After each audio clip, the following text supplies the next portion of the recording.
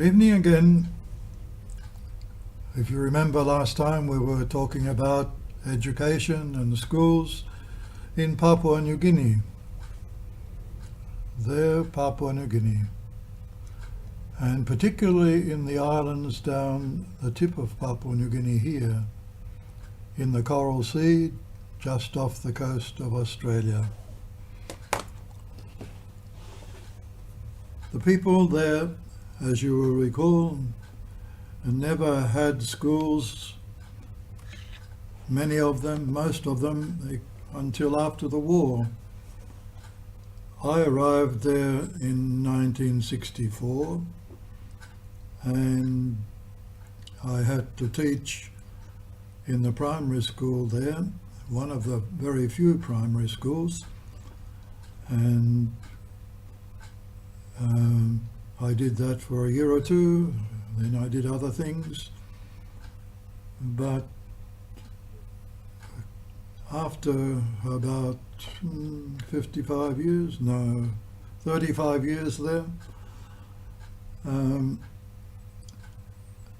I was working there in the islands, looking after people, bringing them to hospital, caring for them spiritually.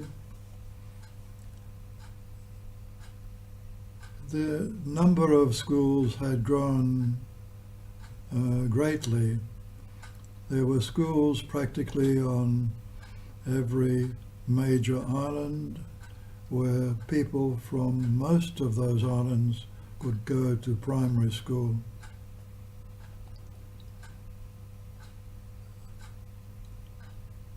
Because over the 30 or 40 years that I had been there, people who never knew in the beginning very much of what the rest of the world was like, slowly grew to understand that in the world outside of their islands was a different kind of world, and for young people a very interesting world. And as transport grew better and they take boats to the mainland of Papua New Guinea and to the towns there, they began to learn that for someone to make a life in the new world that they were seeing and sometimes looking around in the towns, education was a necessity.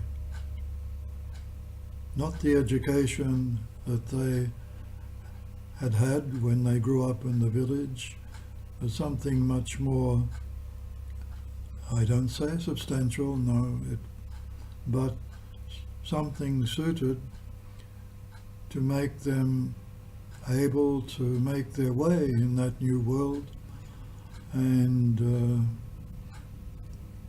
do some of the interesting things that they saw there. So,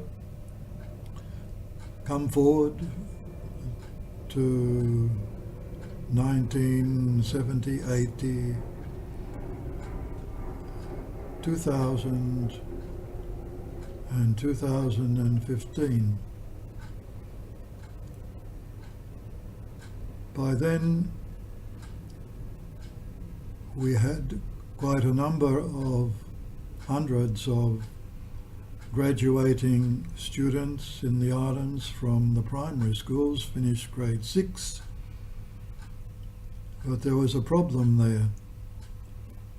Only 30% of those finishing primary schools actually got a place in high school or vocational school or technical training, apprenticeship or anything like that. The rest of them, 70% of them, were simply told to go home and live in the village as their parents and their grandparents had lived. And that was something that many of them didn't want to do. They wanted to go down and live in this new world that they'd seen on their videos. They had videos by then. They had seen when they went down to visit. They wanted more education.